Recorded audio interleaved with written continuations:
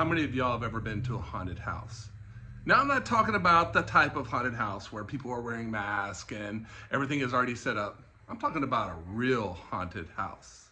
See, in my hometown, way back, there was this old house out in the country. 2 stories, creepy, and upstairs it was weird. It was painted all different kinds of colors. And man, when you went out in the daytime, it was spooky as it was. But at night, ooh, it was even worse. And there was this one time when me and one of my buddies, we went out to that house, and it was not that bad. I'm thinking, there's nothing really happening here.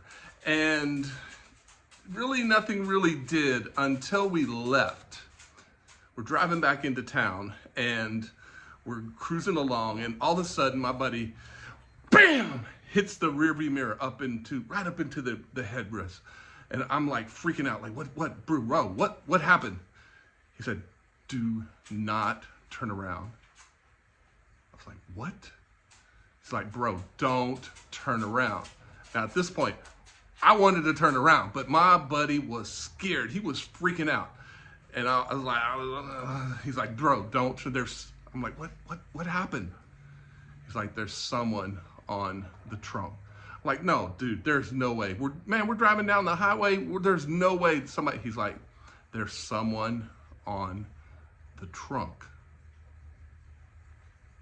Everything in me wanted to turn around.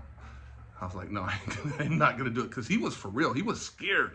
And so we pull up to his house, which is right outside of town, and we get out of the car and we walk around to the back. It was one of those nights where it was kind of like a little bit of dew, and so there was this little bit of a wetness on the back of the trunk. And I looked down, and my mouth just like, and there were these 2 handprints on the back. Kid you not. And there's no way. There was nobody at that house. It was just me and him. When we walked back, he didn't go in the back and stick his hands down. There was no way. We come back, 2 hands were on the trunk.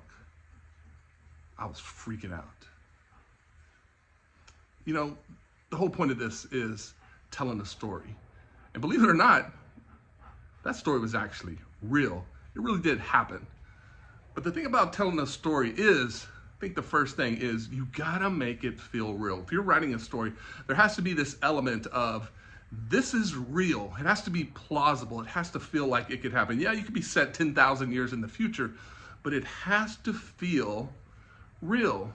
And then what you gotta do is you gotta have a good character. You need to be able to build a character. And when I create stories, one of the things I like to do is build characters and then let them be who they are. I give them a personality, I give them everything, and then I just let them guide the story, because that's what the best stories are made of. And then you gotta drop a grenade in there. In that story I was telling you, the whole point of the story didn't really start till, bam, don't look back. That was the inciting incident.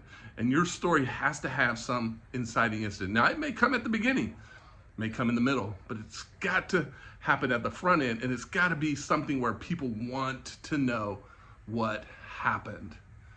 And then, even on paper, use silence. How do you do that on paper? Pause. Sometimes you're writing dialogue and your character just pauses, doesn't say anything. A little bit of white space on there. Create silence and pause. That's what creates the tension. People want to know more. Think about the best movies you've ever seen. The silence is always the part that really gets. And then, of course, you got to have a hook. You got to start out with something that makes people want to lean in and find out more. For me, it was, have you ever been to a haunted house? Have you ever been to a real haunted house?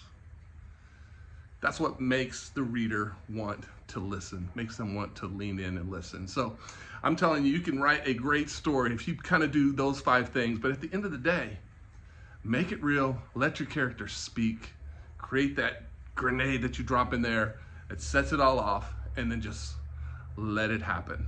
And so with that, I'm Jason Curley. I've got a couple of books out, and I just want to leave you with some good tips on how to write a good story.